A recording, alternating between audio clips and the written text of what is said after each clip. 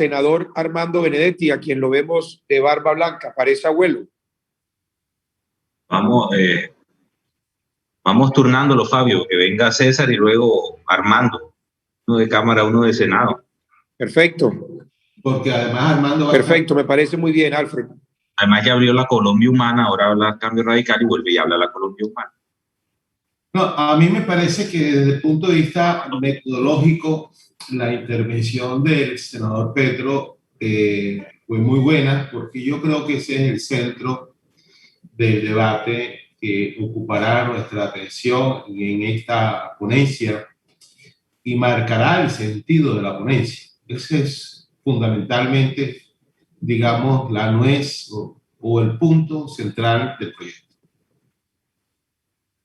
Y yo creo que definitivamente en esas dos corrientes nos vamos a mover, pero más allá de nuestras apreciaciones, más allá de nuestros deseos, más allá de nuestros quereres, más allá de poder de acuerdo con una cosa o con la otra, me parece supremamente importante que pudiéramos tener la posibilidad de conocer el estado del arte, de cómo es esa función jurisdiccional repartida a lo largo y ancho de diferentes autoridades administrativas en Colombia. También es muy importante conocer los reiterados pronunciamientos que al respecto ha tenido en cuenta la Corte Constitucional y obviamente tener en cuenta lo que dice la misma Constitución en su artículo 116. Y lo primero que yo quiero expresar de manera muy resumida es que estas funciones jurisdiccionales en autoridades administrativas en Colombia no es extraña. Y no es extraña porque existen más o menos unas 15, 16 autoridades administrativas en Colombia que tienen funciones jurisdiccionales. Resalto que casi todas las superintendencias, organismos de inspección, vigilancia y control tienen funciones jurisdiccionales. La superintendencia de sociedades, la de industria y comercio, la de salud, la de servicios públicos domiciliarios, por mencionar algunas. De la misma manera existen otras autoridades distintas de las anteriores que tienen funciones jurisdiccionales. La Dirección General Marítima y Portuaria, la Dirección Nacional de Derechos de Autor, el Instituto Colombiano Agropecuario ICA, recientemente la Comisión de Regulación de Comunicaciones, los inspectores de policía, los corregidores, los alcaldes, las comisarías de familia e incluso el propio Ministerio de Justicia, que es una autoridad administrativa y que para los efectos, digamos simplemente a título de ejemplo, tiene funciones jurisdiccionales en materia de derechos al consumidor. Pues con ello, simplemente como plantear un estado del arte y decir, un momentico, aquí las funciones jurisdiccionales no son extrañas, no necesariamente significa que todas las funciones jurisdiccionales radican en el Poder Judicial. Y entre otras, no solamente por una interpretación que ha hecho la Corte Constitucional sobre el artículo 116, sino porque incluso la misma Corte ha establecido unas reglas para que esas funciones jurisdiccionales se puedan establecer. Unas reglas en términos de excepcionalidad. Es decir, lo que estamos, la situación que nos ocupa con relación al Código Disciplinario es una excepcionalidad. Y esa excepcionalidad tiene que cumplir unas reglas. Y esas reglas, obviamente, debemos ver si efectivamente se reflejan en el proyecto. Yo creería que de manera inicial, en la medida en que nos vayamos profundizando en el debate, podríamos considerar que esas reglas están allí presentes. Pero yo quisiera, presidente de Luque, mencionar algunas reglas que ha reiterado, no una sentencia, sino muchísimas sentencias, la Corte Constitucional, inclusive la última del año 2020, en el cual se pronunció sobre un decreto que se produjo en el marco de esta pandemia con relación a las funciones jurisdiccionales que se le podía dar en materia de familia a las autoridades administrativas. Entonces, veamos la primera regla. Tener claro que efectivamente es una excepción. Yo creo que el caso de que nos ocupa, simple y llanamente, porque así lo señaló la Corte Interamericana de Derechos Humanos, la del senador Petro, es una excepción. Y es una excepción dentro de todo lo que estamos conversando. Y esa excepción, dice, se refiere a lo inusual, se refiere a lo extraordinario, es decir, se exceptúa a la regla general. Y la regla general, él mismo la mencionó desde el punto de vista del poder disciplinario a cargo de las autoridades administrativas, pero existe una excepción cuando se trata de que ese poder disciplinario se aplique con otros criterios. Lo segundo es que esas reglas o esas excepciones no pueden ser amplias, ni pueden ser numerosas, ni pueden multiplicarse, criterio o regla establecida por la misma Corte Constitucional, porque si se multiplican, si son generales, entonces dejan de ser excepciones. Reitero, estamos frente a una excepción. Tercero, las excepciones deben satisfacer los requisitos de ley. Y los requisitos de ley, pues fundamentalmente emanan de la misma Constitución, que dice que en materia de configuración normativa, aún incluso tratándose de funciones jurisdiccionales, le corresponde a la Constitución y la ley. Y la ley, desde el punto de vista formal, le corresponde al Congreso de la República. La otra regla es que efectivamente esas excepciones deben ser precisas, es decir, deben ser específicas, que se deriva de la regla anterior. Y para no hacer más largo el tema de las reglas, simplemente debemos decir que esas reglas deben ser interpretadas de manera restrictiva, entre otras cosas, porque son excepciones. Las excepciones en materia disciplinaria, entre otras cosas, siempre deben ser interpretadas de manera restrictiva. Con ello, ¿qué estoy tratando de expresar? Lo que estoy tratando de expresar son fundamentalmente tres cosas. La primera, que las funciones jurisdiccionales no es extraña en la legislación colombiana con relación a que las mismas puedan ser desempeñadas por otras autoridades administrativas, por otras autoridades distintas de las propiamente jurisdiccionales. Propiamente jurisdiccionales. Y cuando digo propiamente jurisdiccionales, en funciones jurisdiccionales, y ojo, el proceso disciplinario no es un proceso per se jurisdiccional. Lo segundo es que la misma Corte ha establecido en interpretación del artículo 116 que esas funciones administrativas, esas autoridades administrativas en ejercicio de esas funciones jurisdiccionales deben tener unas reglas. Las acabo de mencionar, hay otras, pero que realmente son complementarias. Y reitero, la Corte lo acaba de confirmar en una sentencia del 2020. Y por último, simplemente resaltar que estamos frente a una excepción. Y esa excepción puede ser tratada dentro del marco de configuración normativa que establece la Constitución y la ley. Malaria, cualquier otra jurisdicción extraña o distinta de la que nosotros representamos, en tratar de establecer o disponer que ese marco de configuración normativa que tiene el Congreso de la República tiene que ser en un sentido.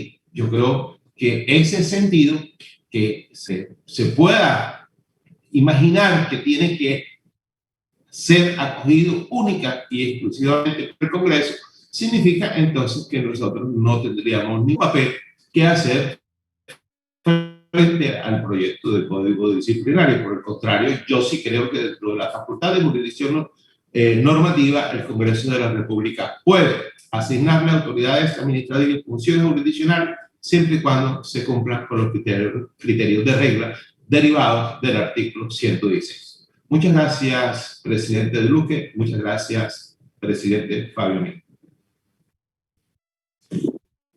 Buenas. Bueno, gracias, representante Lorduy, por su intervención. habíamos entonces organizado que continuara con la intervención nuestro abuelo de barba blanca, el senador Armando Benedetti.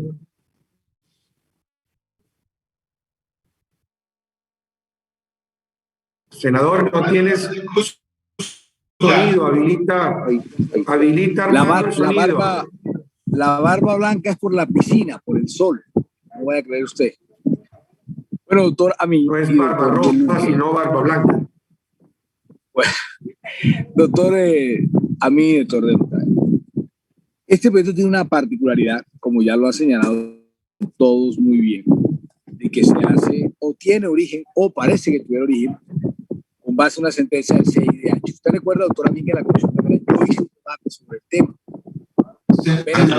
La brisa hace que no se te oya. Yo estoy interesado en escucharlo, pero creo que la brisa no lo deja hablar bien. No lo deja. Mira, ¿me escucho mejor así? Debes ponerte a un sitio donde haya menos brisa. Un poquitico de la piscina, posiblemente tenemos el gusto de escucharlo con más detenimiento. Bueno, voy a retirar de la piscina, como tú dices. A ver, yo lo que les estaba diciendo a ustedes es que el doctor Amin es testigo de que yo hice un debate, apenas salió. Enseguida salió el tema del CIDH. Fue el primero en tocar ese tema e hice un debate en la Comisión Primera. ¿Qué es lo que me parece a mí el proyecto, doctor Amin, que hay que tener muchísimo cuidado para saber cuál es el camino? Es esto. El CIDH dice literalmente que no se puede, mediante actos administrativos, tocar derechos políticos. Eso es lo que dice sencillamente. ¿Y qué es lo que quiere hacer el proyecto? Ponerle unas funciones más a la Procuraduría para que pueda tocar los derechos políticos. Eso es finalmente lo que está pasando con el proyecto. O sea, que uno podría decir, doctor Amin, que esto es un proyecto relleno. Sin lugar a dudas, sin equivocarme en el remoquete. Es un proyecto relleno. O sea, si la CIDH dice no, es que la Procuraduría no puede mediante acto administrativo tocar derechos políticos, entonces a alguien se le ocurre, no, agreguémosle un pelito más, agreguemos una función más a la Procuraduría para que lo pueda hacer. En eso es lo que tenemos que tener cuidado, porque yo creería que para darle esa función más necesitamos un acto legislativo, y entonces tendríamos que empezar a esperar para el 20 de julio otro tema parecido a eso. Eso es lo que tengo que decir. Yo no estoy de acuerdo con que se le agreguen funciones a la Procuraduría para suplir la falta. Lo que dijo el CIDH es que la Procuraduría no puede tocar derechos políticos mediante acto administrativo. Usted le quiere poner una función jurisdiccional y tal para que lo pueda hacer. Esa es básicamente mi pregunta y mi gran preocupación de qué es lo que está sucediendo con el proyecto. Eso es lo que yo quisiera que alguien me contestara por qué sí y por qué no.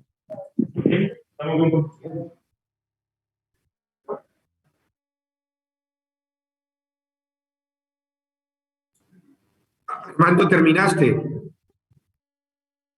Sí, señor, porque es sencillo lo que yo quiero decir.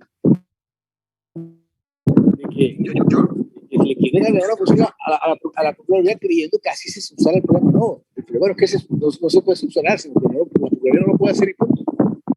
Yo creo que la respuesta a tu inquietud, Armando, la escuchamos en las dos anteriores intervenciones. La de la posición del senador Gustavo Petro, que alega la elusión de la sentencia, que fue el término con el que el senador en varias oportunidades se refirió al proyecto de ley, la elusión de la sentencia, y la posición que le acabamos de escuchar al representante Lorduy frente a la interpretación evolutiva del artículo 116 de la Constitución Política, ¿cierto, representante?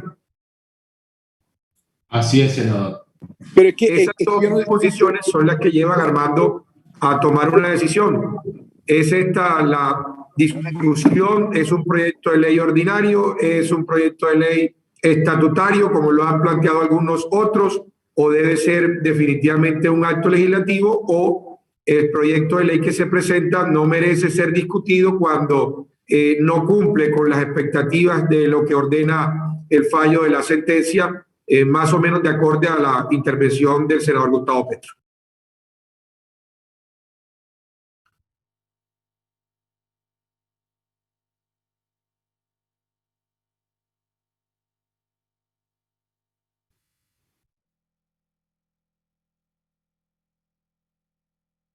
Miren, tenemos inscritos al senador Santiago Valencia. Presidente, si me permite, yo también quisiera intervenir. Andrés Calle. Por supuesto, representante Calle. Vamos a darle la palabra a Santiago y luego interviene Andrés y veo a Camilo López, ¿no? También pidiendo la palabra, ¿no? Gracias, senador. Sí, yo voy a ser muy corto también. Es que me pareció muy interesante. No tenía pensado intervenir, pero me pareció muy interesante la intervención del senador Petro. Hay varias cosas en las que estoy de acuerdo y de hecho, digamos, parte de los debates que hemos dado, no solamente con respecto a la Procuraduría, sino con respecto a la Contraloría, a la misma Fiscalía, a la Corte Suprema de Justicia, pues siempre, digamos, sale, que lo apuntaba ahora con razón, y es cuando lamentablemente se utilizan los organismos de control para, de alguna forma, digamos, llevar a cabo activismo político. Entonces él ponía como ejemplo un procurador de un partido que sancionaba a un alcalde de otro partido porque era, pues, digamos, la rencilla política local, y efectivamente eso pasa. Y ha pasado en la Procuraduría, ha pasado en la Contraloría. Y creo que lamentablemente nosotros aquí sesionamos muchas veces y tomamos decisiones basadas en la desconfianza, con razón también, porque pues finalmente los casos están ahí.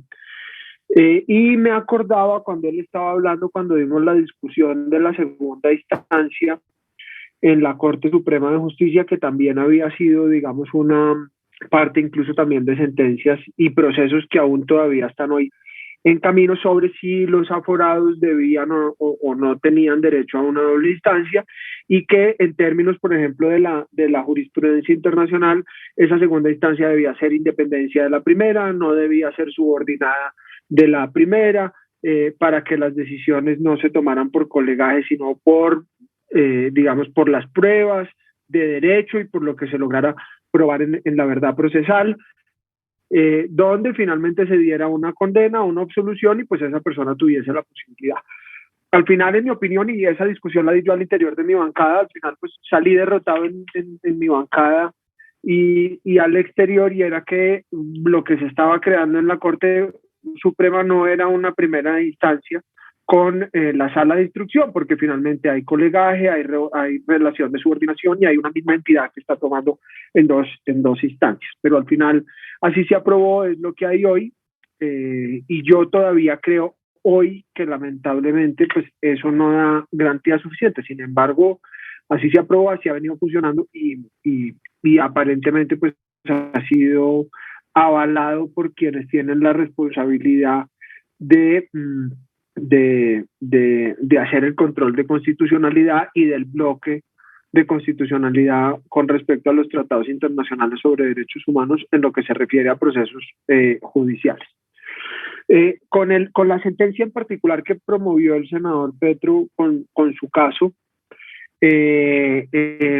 digamos, hay dos interpretaciones que ya se han visto acá. El senador Armando ahora mencionaba un poco una, y es una que pues hay un funcionario administrativo que no puede retirar derechos políticos y que por lo tanto, digamos, la Procuraduría, y lo propone el senador Petro, vamos, debería desaparecer y debería entonces solamente hacerlo el funcionario penal o el juez penal, el que pueda quitar los derechos políticos. Y por el otro lado, la otra interpretación que yo creo, en mi opinión, respetando por supuesto las de los demás,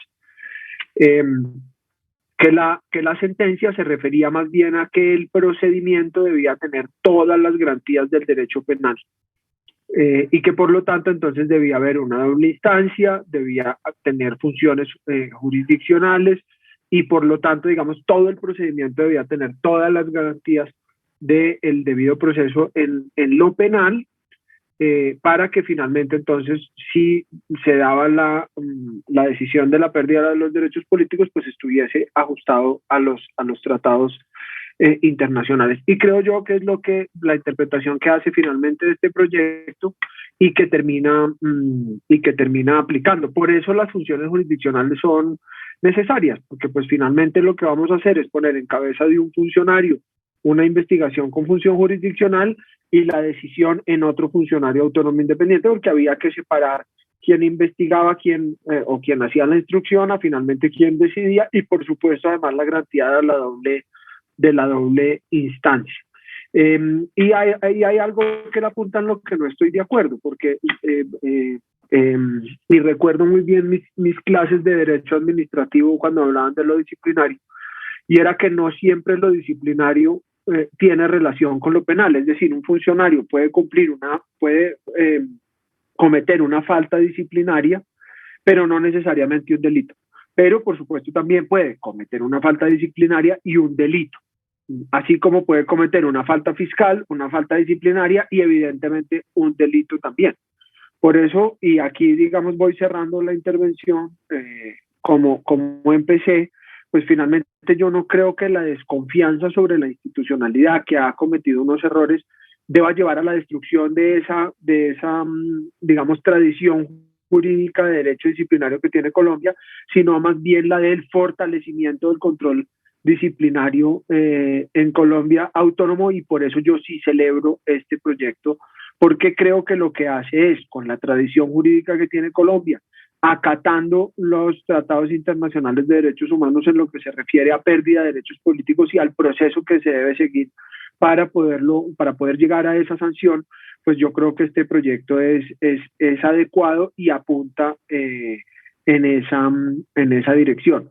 Yo tengo otras preocupaciones y las he manifestado y lo dije la vez pasada, y es sobre el aumento de la planta, porque la misma sentencia de la Corte, digamos de alguna forma, pues indica que hay que hacerlo, porque para poder hacer la instrucción y la doble instancia hay que tener más funcionarios, pero pues digamos la realidad del país hoy es bastante compleja, no solamente en materia fiscal, sino que con todo este movimiento social, pues evidentemente ahí hay un reto que hay que superar. Entonces, entiendo que es una necesidad que va en concordancia con lo que dice la Corte, y lo que propondría, doctor Fabio, es que miremos si se puede hacer de forma progresiva, para que no sea un gasto fiscal inmediato